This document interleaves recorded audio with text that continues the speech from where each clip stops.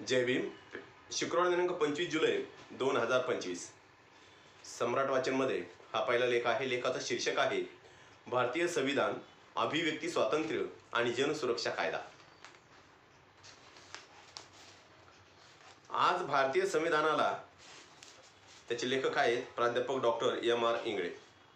आज भारतीय संविधानाला 75 वर्ष पूर्ण झाली असून लोकांमध्ये संविधानाप्रती जागरूकता वाढत आहे. त्यातच अनेक लेखक व सामाजिक संघटना संविधान जागृतीसाठी कार्यरत आहेत. परिणामी लोकांमध्ये आपल्या हक्कांविषयी तसेच शासन प्रशासनाची कर्तव्य आणि जबाबदाऱ्याबाबत जाणीव निर्माण होत आहे. त्यामुळे लोक सरकारला, प्रशासनाला, मंत्र्यांना आणि आपल्या प्रतिनिधींना प्रश्न विचारू लागले आहेत. ही लोकशाहीसाठी फार मोठी सकारात्मक बाब आहे. भारतीय संविधान म्हणजे काय? भारतीय संविधान देशाच्या राज्यकारभारासंबंधीच्या तरतुदीचा लिखित दस्तावेज तर आहेच, पण तो खऱ्या अर्थाने मानवी हक्काची सनद आहे. संविधानात नागरिकत्व, नागरिकांचे हक्क, नागरिक आणि शासन संस्था यांच्यातील संबंध, शासनाने करावयाच्या कायद्याचे विषय, निवडणुका, शासनावरील मर्यादा व राज्याचे अधिकार क्षेत्र इत्यादी बाबत तरतुदी असतात. म्हणून हा ग्रंथ म्हणजे राष्ट्राचे अस्तित्व ठरविणारा महत्त्वपूर्ण प्रलेख असून त्यातील तरतुदीनुसारच राज्यकारभार करण्याचे बंधन शासनावर आलेले असते. तद्वतच संविधानातील तरतुदीशी विसंगत कायदेही सरकारला करता येत नाहीत. संवैधानिक लोकशाहीत अभिव्यक्ती स्वातंत्र्याचे महत्त्व. भारतीय संविधानाच्या भाग 3 मधील अनुच्छेद 12 ते 35 अन्वये देशातील सर्व नागरिकांना मूलभूत हक्क बहाल केले असून काही अपवादात्मक परिस्थिती वगळता या हक्कावर गदा आणण्याचा कोणालाही अधिकार नाही. या मूलभूत अधिकारात अनुच्छेद 19 अन्वये दिलेल्या भाषण व अभिव्यक्ती स्वातंत्र्याच्या हक्काला तर विशेष महत्त्व आहे. कारण जोपर्यंत लोकांना मुक्तपणे आपल्या भावना, मते, विचार मांडता येणार नाहीत, तोपर्यंत लोकशाहीला काही अर्थ नाही. म्हणूनच अभिव्यक्ती स्वातंत्र्याला लोकशाहीचा प्राण म्हटले आहे. नुकतेच सर्वोच्च न्यायालयाने एका प्रकरणातील सुनावणीत अभिव्यक्ती स्वातंत्र्य हा लोकशाही व्यवस्थेचा कणा आहे असे म्हटले आहे. परंतु त्याचा गैरवापर समाजात द्वेष आणि विघटन निर्माण करू शकतो. म्हणून नागरिकांनी जबाबदारीने बोलावे आणि इतरांच्या भावनांचा आदर करावा. नागरिकांनी त्यांच्या भाषण व अभिव्यक्ती स्वातंत्र्याचे मूल्य समजून घेतले पाहिजे आणि त्यांनी आत्मनियंत्रण आणि संयम देखील बाळगायला पाहिजे. मात्र यात सरकारने हस्तक्षेप करावा असे कोणालाही वाटत नाही. म्हणजे या अधिकारावर सरकार सेन्सॉरशिप लावू शकत नाही. तर लोकांनी स्वतःहून जबाबदारी घ्यावी, शब्दांवर संयम ठेवावा असेही सर्वोच्च न्यायालयाने म्हटले आहे. या पार्श्वभूमीवर महाराष्ट्र सरकारने आणलेल्या महाराष्ट्र विशेष जनसुरक्षा कायद्याचा हेतू व कारणमीमांसा याबाबत विचारमंथन झाले पाहिजे. जनसुरक्षा कायद्याची व्याख्या. या कायद्याच्या व्याख्येत म्हटले आहे की ज्या अर्थी कडव्या डाव्या विचारसरणीच्या संघटनांच्या किंवा त्यासारख्या संघटनांच्या बेकायदेशीर कृत्यामुळे सार्वजनिक सुव्यवस्था धोक्यात येत आहे आणि अशी कृत्य कायद्याची अंमलबजावणी करण्यामध्ये आणि सार्वजनिक सुव्यवस्था राखण्यात हस्तक्षेप करतात आणि ज्या अर्थी कडव्या डाव्या विचारसरणीच्या संघटनांच्या किंवा त्यासारख्या संघटनांच्या विवक्षित बेकायदेशीर कृत्यांच्या प्रभावीपणे प्रतिबंध करण्यासाठी आणि तत्संबंधित किंवा तदनुषंगित बाबींचा तरतूद करण्यासाठी नवीन कायदा अधिनियमित करणे इष्ट आहे. या व्याख्येत डाव्या कडव्या विचारसरणीची संघटना आणि बेकायदेशीर कृत्य म्हणजे काय याबाबत स्पष्ट असा अर्थ विशद केलेला नाही. त्यामुळे सरकारच्या हेतूवर शंका घेण्यास वाव आहे.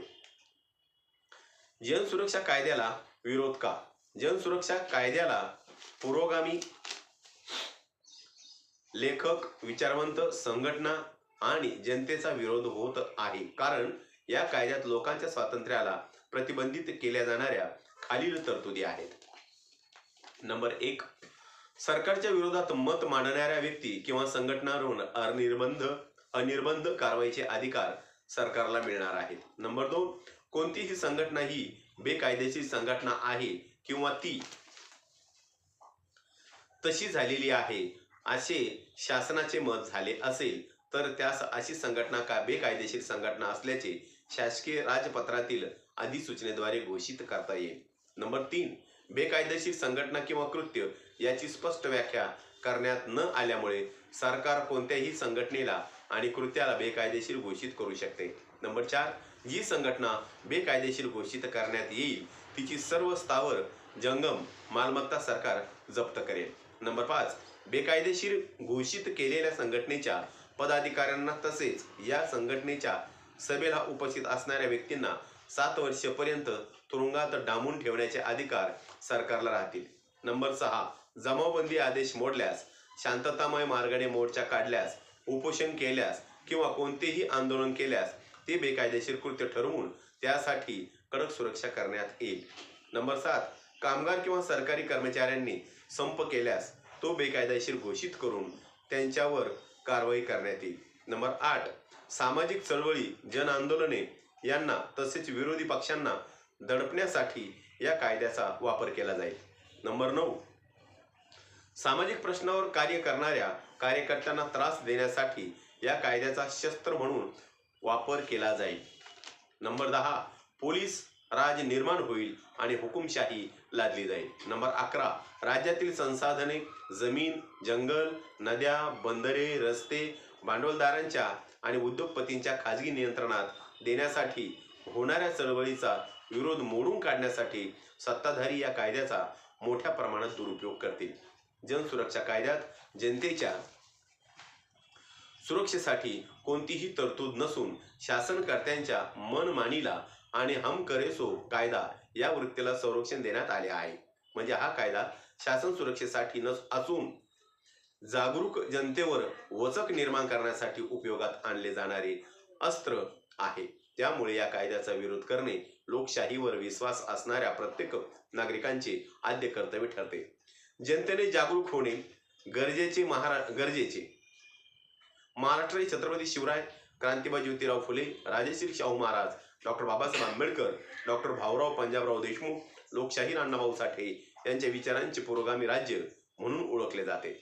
म्हणून महाराष्ट्राला जनसुरक्षा कायद्याची अजिबात गरज नाही, परंतु महाराष्ट्राचे पुरोगामित्व आणि छत्रपती शिवराय, ज्योतिबा फुले, राजश्री शाहू महाराज आणि डॉक्टर बाबासाहेब आंबेडकर यांचा न्याय, स्वातंत्र्य, समता आणि बंधुतेचा विचार सत्ताधारी लोकांना नको आहे. तसेच आपल्या हुकुमशाहीला विरोध करणारी माणसंही त्यांना चालत नाही. म्हणून त्यांनी कडव्या आणि कट्टरवादी विचारधारेच्या लोकांना अर्बन नक्षलवादी संबोधून पुरोगामी विचारांचे लेखक व सामाजिक संघटनांचे म्होरके यांना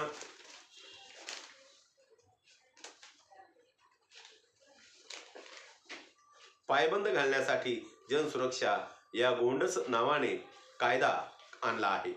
हा कायदा जनतेला गुलाम करणारा, संविधान विरोधी, लोकांच्या भाषण व अभिव्यक्ती स्वातंत्र्याचा गळा घोटणारा आणि लोकशाहीला मारक आहे. म्हणून आता तरी जनतेने जागरूक होऊन या कायद्याला विरोध करणे काळाची गरज आहे. या ठिकाणी माझा आलेख संपलेला आहे. माझा प्रत्येक व्हिडिओ बघण्यासाठी माझ्या प्रत्येक व्हिडिओला लाईक करा, शेअर करा, सबस्क्राईब करा आणि बेल आयकॉनवर क्लिक करा. जय भीम, जय भारत, जय बुद्धभूमी.